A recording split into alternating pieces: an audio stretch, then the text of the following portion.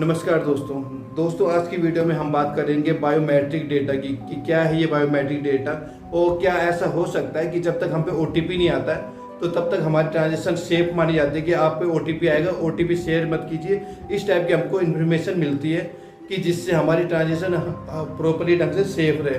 पर ऐसा हो सकता है कि बिना ओटीपी आए आपके अकाउंट से पैसे कट सकते हैं। तो ऐसा ही कुछ हुआ था पुष्पेंद्र सिंह यूट्यूबर के साथ। उन्होंने ट्विटर में बताया था लोगों को कि उनके अकाउंट से पैसे गायब हुए हैं। तो जब उन्होंने पता किया इस बारे में तो उनको पता चला कि उनकी दादी माँ के बायोमेट्रिक जो डेटा होता है वो चोरी हुआ था, मतलब लीक हुआ था। जो साइबर क्राइम जो लोग करते हैं तो उन्होंने उनके बायोमेट्रिक डेटा लीक हुआ था। बायोमेट्रिक डेटा से मतलब ये होता है दोस्तों, जब हमारा आधार कार्ड बनता है तो उस टाइम हमारे फिंगरप्रिंट्स, हमारे रेटिना का जो स्कैनर होता है और सिग्नेचर टाइप के तो वो हमें दिया जाता है। तो वो बहुत ही सिक्योर आईडी रहती है। आंध्र प्रदेश के जो 150 लोगों के दोस्तों 14 लाख रुपए भी इसी ढंग से चोरी किए गए थे, जिसको फिंगरप्रिंट्स बनाए थे इन्होंने क्लोन के द्वारा, तो वहां से उन्होंने चोरी किए थे।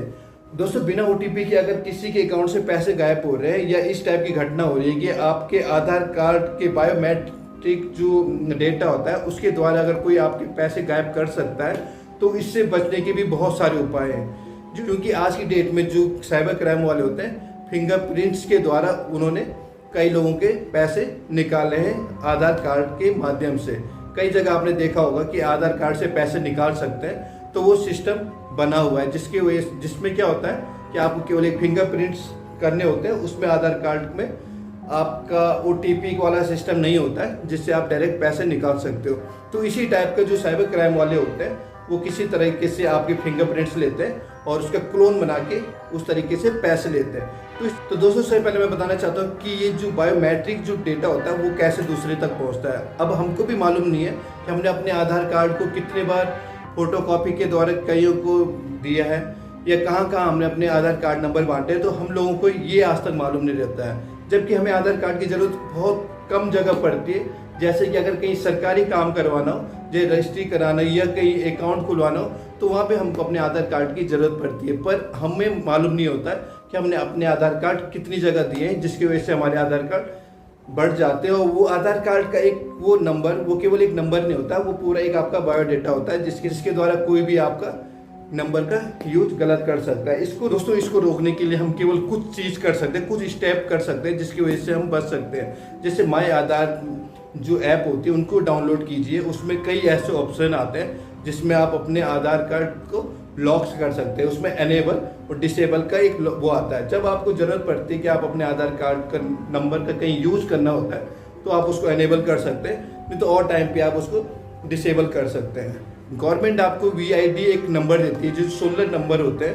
तो जब आपको इसको खोलना होता है, जब आपको आधार कार्ड की ज़रूरत पड़ती है, तो आप जब वो 16 नंबर आप उसमें डिजिट में डालते हो, VID नंबर डालते हो, तो टाइम आपका आधार कार्ड नंबर खुलेगा, इनेबल होगा और आप कुछ देर बाद उसको डिसेबल कर सकते हैं, जिसकी वजह से कोई आपको बायोमेट्रिक जो डेटा होता है वो आपका बायोमेट्रिक डेटा आपका सेफ रहेगा, जिसकी वजह से आप कि इस टाइप की जो क्राइम कर रहे हैं लोग, साइबर क्राइम करते हैं, उनसे हम कहीं ना कहीं बच सकते हैं। तो दोस्तों एक नॉलेज की कमी होती है जो हमको लोगों को ये मालूम नहीं रहता है कि हम इन चीज़ों से कैसे बच सकते हैं, और जिसका शिकार कई लोग होते हैं ज्ञान की कमी की वजह से। माई आधार और UDI की जो ऐप आती है उनको आप डाउनलोड कर लीजिए। उसमें एक कई ऑप्शन आते हैं और अपने आधार नंबर कैसे आप सेव कर सकते हो, और हर किसी को अपना आधार कार्ड नंबर नहीं देना चाहिए।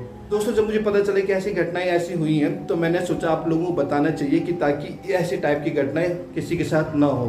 तो अपना आधार नंबर लॉक कर दीजिए और या डिसेबल या अनेबल कर दीजिए। और ज़्यादा जानकारी करना है तो आप कहीं पे भी वेबसाइट में जाके इस चीज़ का पता कर सकते हैं। गूगल या यूट्यूब से आप इसकी जानकारी ले सकते हैं कि आप अपने VID पासवर्ड कैसे रखिए, अपने आधार नंबर होता है उसको अनेबल और डिसेबल कैसे करें।